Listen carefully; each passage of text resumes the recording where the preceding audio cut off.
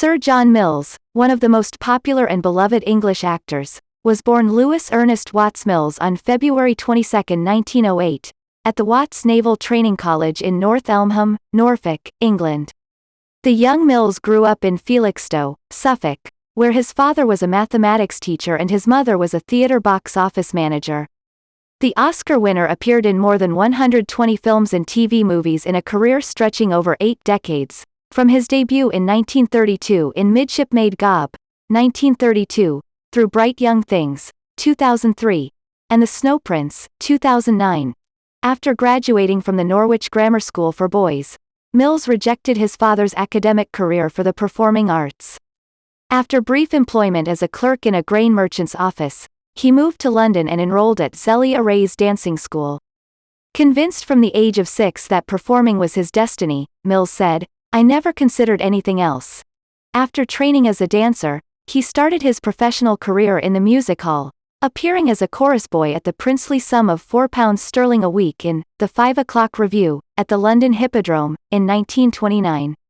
The short, wiry song and dance man was scouted by Noel Coward and began to appear regularly on the London stage in revues, musicals and legitimate plays throughout the 1930s.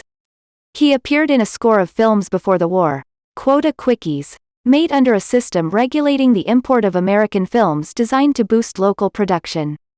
He was a juvenile lead in The Ghost Camera, 1933, appeared in the musical Car of Dreams, 1935, and then played lead roles in Born for Glory, 1935, 9 Days a Queen, 1936, and The Green Cockatoo, 1937.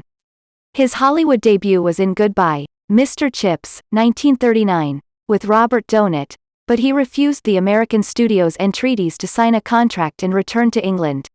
Mills relished acting in films, finding it a challenge rather than the necessary economic evil that many English actors at the time, such as Laurence Olivier, felt it was, and it was the cinema that would make him an internationally renowned star. He anchored his film career in military roles, such as those in his early pictures Born for Glory, 1935, aka Forever England, and Raoul Walsh's You're in the Army Now, 1937. He appeared in the classic In Which We Serve, 1942, where he worked with his mentor Coward and with Coward's co-director David Lean, who would go on to direct Mills in some of his most memorable performances.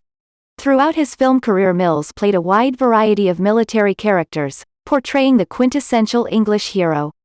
He later tackled more complex characterizations, such as the emotionally troubled commander in Tunes of Glory, 1960.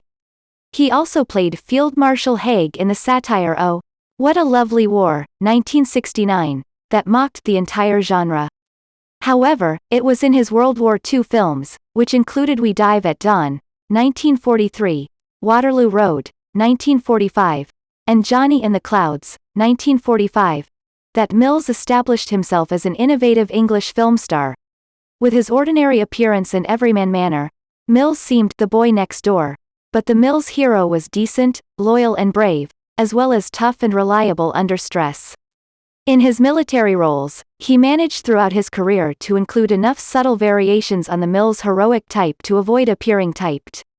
He could play such straight heroes as Scott of the Antarctic, 1948, as well as deconstruct the type in Ice Cold in Alex, 1958, and Tunes of Glory.